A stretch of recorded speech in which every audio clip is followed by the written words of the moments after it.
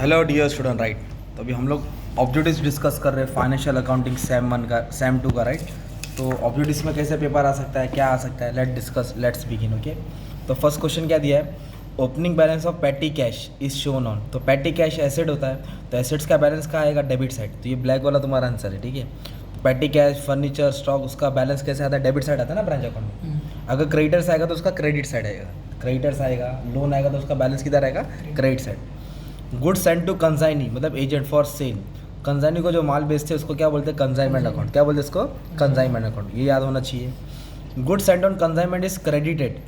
जो हम लोग गुड्स सेंड करते हैं, कहाँ क्रेडिट करते हैं हम लोग, गुड्स सेंड ऑन कंसाइनमेंट। मतलब जो ब्रांच अकाउंट बनता है हमारा, ब्रांच अकाउंट के डेबिट में, ब्रांच अकाउंट के डेबिट में आता है to goods and on consignment ना, और गुड्स एंड कंसाइनमेंट के क्रेडिट में आता है, उसका उल्टा पोस्टिंग होता है, इसलिए इसको इधर क्या लिखा है, क्रेडिट में लिखा है। किसके डेबिट में लिखेंगे हम लोग इसको, कंसाइनमेंट के डेबिट में लिखेंगे, बट क्रेडिट में किसके लिखेंगे, गुड्स एंड ऑन कंसाइनमेंट। अब इधर क्वेश्चन क्या दिया है, गुड्स कॉस्टिंग 2 लाख, 2 लाख का था, कॉस्ट प्लस 25%, मतलब इस पर 25% ऐड करना है, तो इनवॉइस वैल्यू निकालना रहेगा।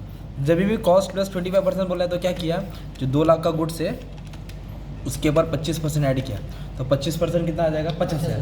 तो 2 लाख पे 50,000 ऐड करेंगे तो कितने की गुड्स की वैल्यू हो गई, इनवॉइस प्राइस 2,50,000। तो ऐसे ब्लैंक्स आएगा, 4-5 ऑप्शन रहेगा, ये आंसर रहेगा।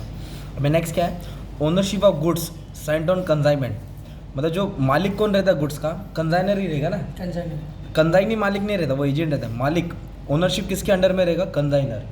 Okay, proforma invoice is prepared, proforma invoice मतलब बिल होता है, तो बिल कौन बनाएगा, कंसाइनर बनाएगा। कौन बनाएगा, कंसाइनी नहीं बनाता, consignor.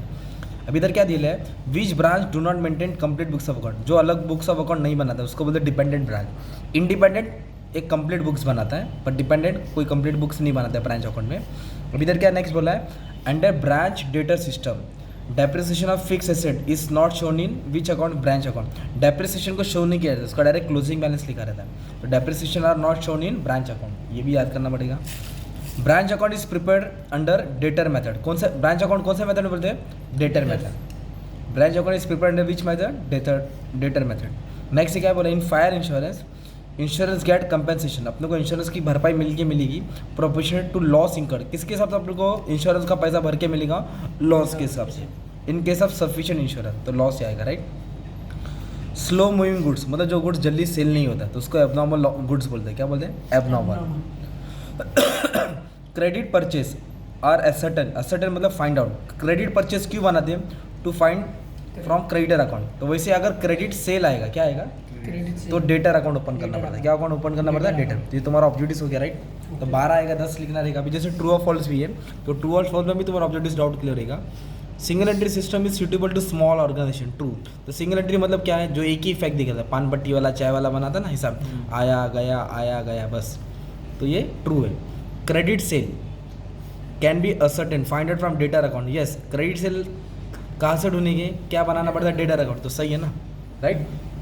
Under single entry system closing capital is ascertain, ascertain मतलब find out by preparing opening statement of fair, तो गलत है। क्लोजिंग कैपिटल के लिए क्लोजिंग स्टेटमेंट बनाना पड़ता है, तो ये फॉल्स हो गया ना स्टेटमेंट। नेक्स्ट क्या बोला है, relationship between consignor and consignee is that principal and agent, right. ये प्रिंसिपल होता है मालिक और ये एजेंट होता है, हाँ, तो दोनों का रिलेशन प्रिंसिपल और एजेंट है, ये इसके लिए ट्रू हो गया। डेल क्रेडिटर मतलब extra commission, in case of del credere commission bad debt loss is borne by consignee, या जो भी बैड डेट्स का नुकसान है वो कंसाइनी लेता है। कौन लेता है, अगर पैसा नहीं मिला तो कंसाइनी मतलब सुंदरलाल भर के लेगा, जेट, हाँ, सामने वाला। Consignment is same as sales, false. Consignment sale नहीं होता है, कंसाइनमेंट कॉन्ट्रैक्ट होता है, जो एजेंट बेचेगा तब कमीशन आएगा। सेल मतलब रोकड़ा, डायरेक्ट बेचा माल है ना, तो ये फॉल्स है। डिस्काउंट अलाउड टू कस्टमर, किसको दिया, customer, is not recorded in branch account, सही बात है। ब्रांच अकाउंट में ये सब कस्टमर के रिलेटेड नहीं रिकॉर्ड होता है। ब्रांच अकाउंट में क्या रिकॉर्ड करना होता है, ब्रांच अकाउंट और हेड ऑफिस, तो ये डिस्काउंट का रिकॉर्ड होता है, डेटर अकाउंट में रिकॉर्ड होता है, तो इसलिए ये ट्रू है, मतलब ब्रांच अकाउंट में रिकॉर्ड होता ही नहीं है, सही बोला उन्होंने। Dependent branch depends upon customer for supply of goods and expense, false. इस किसके पर डिपेंड, कस्टमर पर नहीं डिपेंड होता है, हेड ऑफिस पर डिपेंड होता है, तो ये फॉल्स है। अंडर स्टॉक और debtor system branch stock account is real account, true. Real मतलब डेबिट वार्ड कम से क्रेडिट वार्ड गोड्स ऑफ, तो स्टॉक अकाउंट रियल अकाउंट है, राइट। नॉमिनल आता तो फॉल्स होता।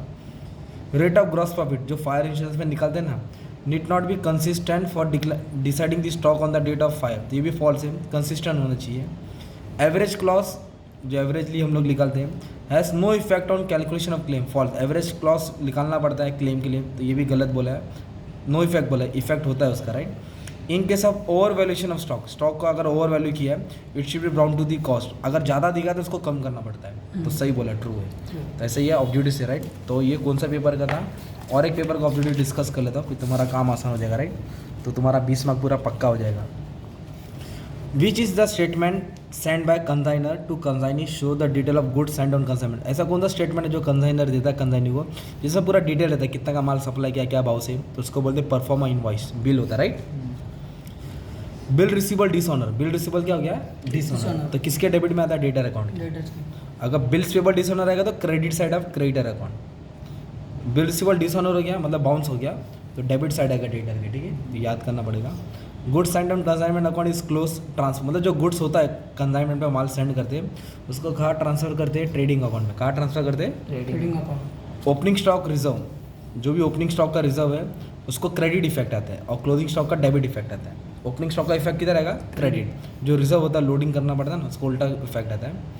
अभी देखिए वाला बीच account is prepare to find out credit purchase, purchase के लिए क्रेडिटर अकाउंट ओपन करना पड़ता है, और सेल्स के लिए डेटर अकाउंट ओपन करना पड़ता है। फिर बोला है cash remitted by head office, मतलब हेड ऑफिस, मतलब ब्रांच ने हेड ऑफिस को कैश दिया, is debited to branch account in head office under the branch account system, तो ये भी याद करना पड़ेगा। अभी आंसर क्या है, fire insurance cover risk due to fire, obviously fire का average actual loss of stock due to fire का मतलब क्या होता है, stock on date of fire minus salvage, salvage मतलब जो अपने ने बचा दिए हैं। मेमोरेंडम ट्रेडिंग अकाउंट क्यों बनाते हैं, to find out closing stock on that, जिस दिन आग लगी उस दिन को क्लोजिंग स्टॉक ढूंढने के लिए मेमोरेंडम बनता है ना।